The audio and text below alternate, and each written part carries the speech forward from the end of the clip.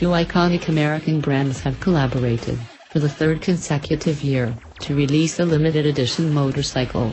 The brands in question are Indian Motorcycle, America's first motorcycle company, and Jack Daniel's, America's first registered distillery, who joined hands with Klock Werks Kustom Cycles to introduce an ultra-premium, limited edition motorcycle. The two brands introduced the Jack Daniel's limited edition Indian Scout Bobber, which was finished with design inspiration from Jack Daniel's Fire Brigade, more specifically from the distillery's very own gold and black firetrucks. Jack Daniel's is the only distillery in the world with its own Fire Brigade, which is staffed entirely by employee volunteers.